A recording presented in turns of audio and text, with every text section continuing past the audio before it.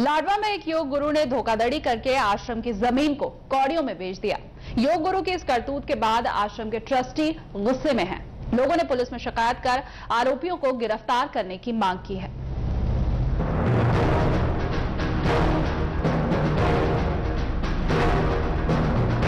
जब भरोसा टूटता है तो कुछ ऐसा ही होता है।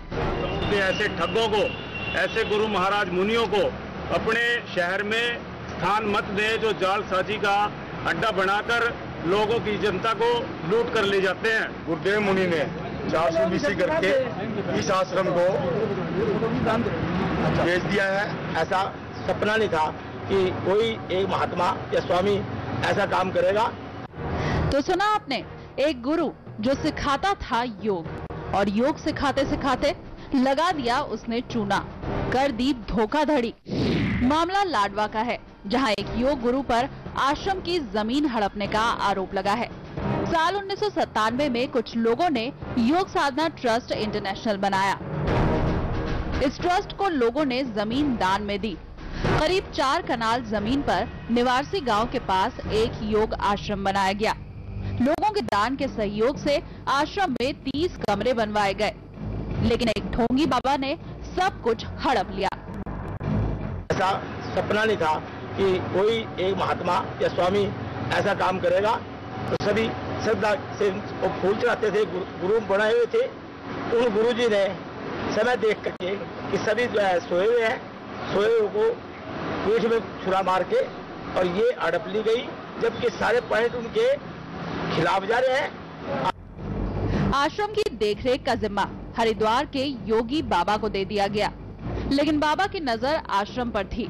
उसने धोखाधड़ी करके आश्रम को बेच दिया। अब आश्रम के ट्रस्टी जमीन वापस पाने के लिए संघर्ष कर रहे हैं, और इसके लिए एक संघर्ष समिति भी बनाई गई है।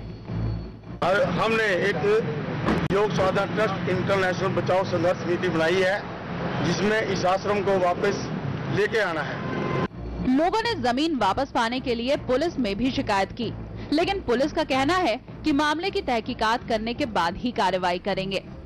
हमने उनकी कंप्लेंट ले ली है और उसको हम कागजों को तस्दीक कर रहे हैं, पटवारी से, तहसीलदार से, किसके नाम ट्रस्ट है, कौन मालिक है, उसके बाद कार्रवाई अमल में लाई जाएगी। जो उधर जब नायब तहसीलदार को मामले से अवगत कराया गया, तो उन्होंने मामले की जानकारी नहीं होने की बात कहकर अपना पल्ला झाड़ लिया। मुझे इस बारे में पता नहीं था, मैंने अखबार में आज ही पढ़ा कि ऐसे कोई योग मतलब कोई डील हो जाए योग साधना ट्रस्ट इंटरनेशनल के, वो तो इसके बारे में देखेंगे। आश्रम की जमीन को वापस पाने के लिए लोग संघर्ष कर रहे हैं।